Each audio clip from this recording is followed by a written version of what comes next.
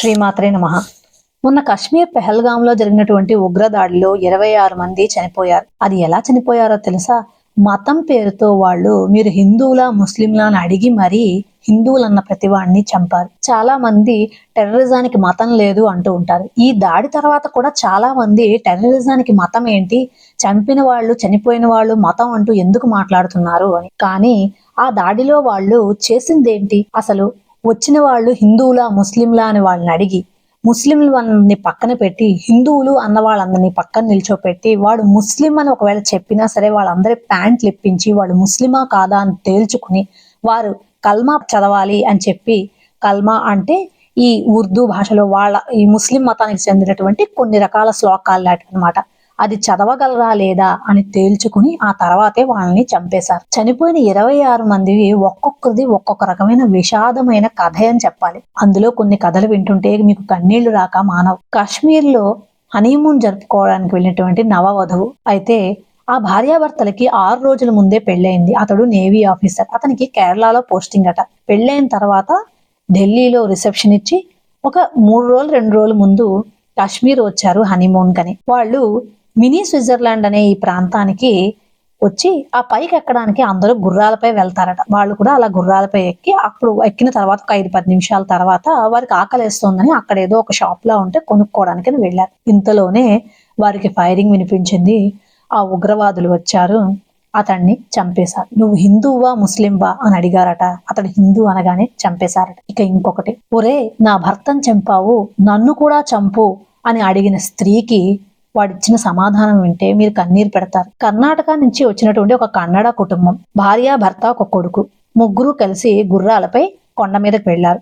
కొండ మీదకి ఎక్కిన 1-2 నిమిషాల తర్వాత ఆకలేస్తోందని చెప్పి వాళ్ళు అక్కడ ఏదో కొనుక్కోవాలని ఒక షాప్ ఉంటే ఆ షాప్ దగ్గరికి వెళ్ళారు. వెళ్ళగానే వాళ్ళకి అక్కడ ఫైరింగ్ సౌండ్ వినిపించిందట.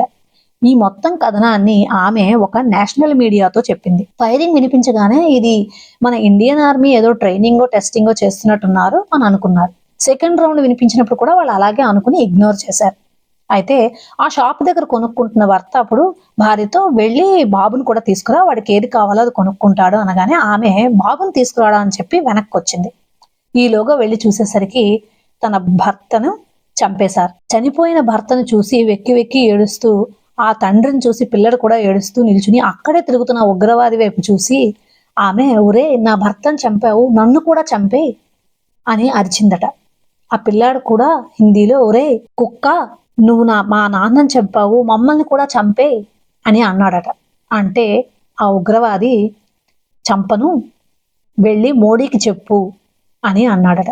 అంటే మీ దేశాన్ని నేను ఏవైనా చెయ్యగలను అనే ఒక ధైర్యమే కదా. ఆ నేషనల్ మీడియా రిపోర్టర్ మీరు మోడీ గారికి ఏమైనా చెప్పాలనుకుంటున్నారా అని అన్నప్పుడు ఆమె ఒక్కటే చెప్పింది, నేను కోరుకునేది ఒక్కటే, నేను శివమొగ్గ నుంచి వచ్చాను. నేను నా ఇంట్లో నా శివమొగ్గలో ఎంత స్వతంత్రంగా సేఫ్ గా భద్రతా దళాలతో లేకుండా అవసరమే లేకుండా తిరగగలుగుతున్నాను అంతే హాయిగా నేను భారతదేశంలో ఏ మారుమూల ప్రాంతంకి వెళ్ళినా సేఫ్ గా తిరగగలగాలి, హాయిగా ఉండగలగాలి. ఇది నా దేశం మన దేశం, నేనెందుకు భయపడాలి? ఆ పరిస్థితులు కలిగేలా చెయ్యమని నేను మోడీ గారిని కోరుకుంటున్నాను. ఇక నుంచి ఏ ఉగ్రవాదికైనా ప్రపంచంలో ఎవరికైనా ఇండియన్కి గాని ఇండియాకి గాని వ్యతిరేకంగా ఏదైనా చెయ్యాలి అంటే వాడి కాళ్ళల్లో వెన్నులో వణుకు రావాలి, వాడు ఉచ్చపోసుకోవాలి. ఇలా చెయ్యమని నేను కోరుకుంటున్నాను అని అంది. ఎంతటి గొప్ప స్త్రీమూర్తి! ఒక హిందూ మహిళ ఎంత వీరత్వాన్ని చూపించగలదో ఆమెను చూస్తేనే తెలుస్తుంది. ఒక హిందూ కొడుకు 10-11 ఏళ్ల వాడైనా సరే నా తండ్రిని చంపిన వాడిని నేను ఎదిరిస్తాను ఏమైనా సరే అని నిరూపించాడు ఆ పిల్లడు కదా.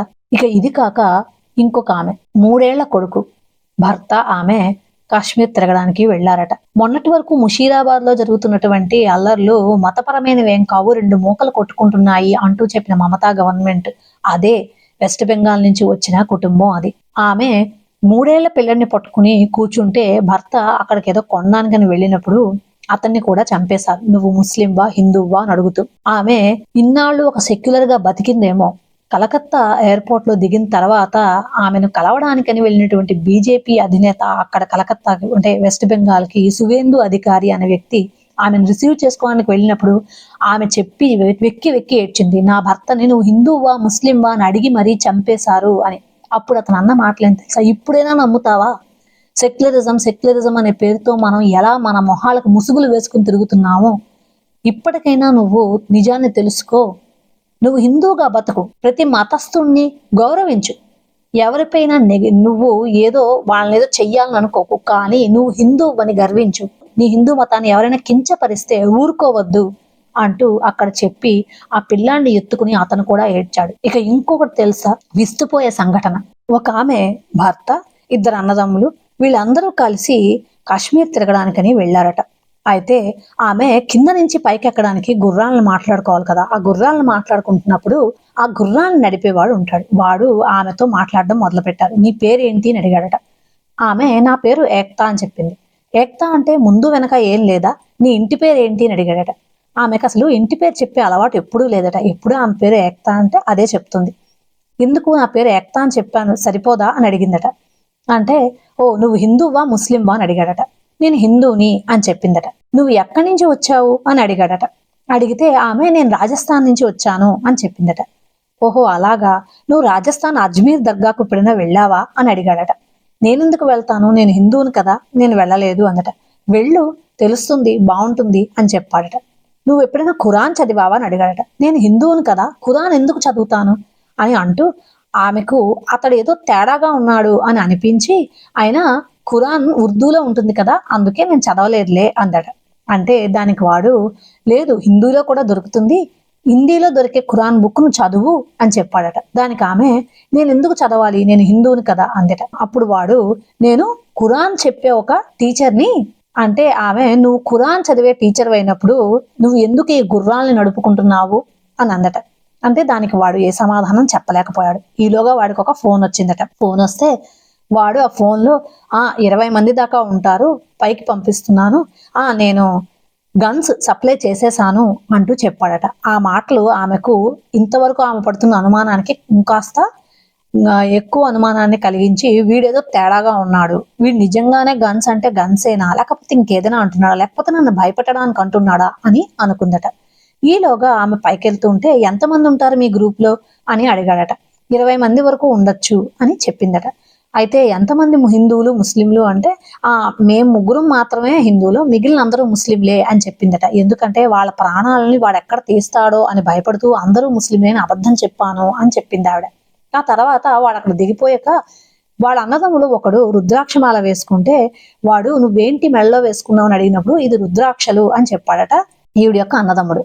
నువ్వు ఎందుకు రుద్రాక్షలు వేసుకున్నావు అంటే నాకు రుద్రాక్ష వేసుకుంటే ఒక పాజిటివ్ వైబ్స్ వస్తుంది, పాజిటివ్ ఎనర్జీ వస్తుంది, నాకు అదెంతో ఇష్టం, నేను హిందువుని కదా అందుకే వేసుకుంటాను, నాకు ఇష్టం అని చెప్పాడట. దానికి వాడు ఇది వేసుకోకు తీసేయి అన్నాడట. నేను తీయను అని చెప్పాడట ఇతను. అయితే నీ ఎనర్జీ ఏంటో చూపించు అంటూ అతన్ని లాక్కుని అక్కడ దగ్గరలో ఉన్న ఒక నదిలో ఉంటే అక్కడ తీసుకెళ్లబోతుంటే ఈ అబ్బాయి వాడిని వదిలించుకుని వాడిని తోపు తోసి వెనక్కి వచ్చేసాడట. ఇదైతే తేడాగా ఉంది అని చెప్పి తన సిస్టర్ కి చెప్పినప్పుడు ఆమె వెంటనే తన భర్తతో చెప్పి వీడియో తీయండి అనగానే అతను వీడికి ఈ గుర్రం నడిపేవాడికి వీడియో ఫోటో కూడా తీశాడట. వెంటనే వాడు అదేం లేదు ఊరికే చేశానంటూ అలర్ట్ అయిపోగానే వాళ్ళు అక్కడ వాళ్ళెవరికి సిగ్నల్ లేదట, సిమ్ సరిగ్గా పనిచేయట్లేదు. అయితే ఆ విషయాన్ని వాడికి తెలియదు కదా అనే ఉద్దేశంతో ఆమె వెంటనే వీడు ఎందుకో తేడాగా బిహేవ్ చేస్తున్నాడు, వీడికి లైవ్ తీసి వీడియో పెట్టండి మన వాళ్ళకి అని అనగానే వెంటనే ఆ అన్నదమ్ముడు అర్థం చేసుకుని తన మొబైల్ ఫోన్ తీసి వాడిని వీడియో తీసి లైవ్ చూపిస్తే ఇగో వీడే మాతో ఇలా ప్రవర్తిస్తున్నాడు అంటూ ఏదో కొంచెం యాక్టింగ్ చేశారట. దాంతో వాడు వెంటనే అక్కడి నుంచి గబగబా వెళ్ళిపోయాట. వీళ్ళకి అనుమానం వచ్చి ఇక్కడ ఉండడానికి వీల్లేదని చెప్పి వాళ్ళు ఇంకొక 400 మీటర్లు పైకి ఎక్కాల్సిన అవసరం ఉండగానే వాళ్ళు కిందకి దిగిపోయి వచ్చేసారట. ఆ ఫ్యామిలీ మాత్రం బతికే ఉంది.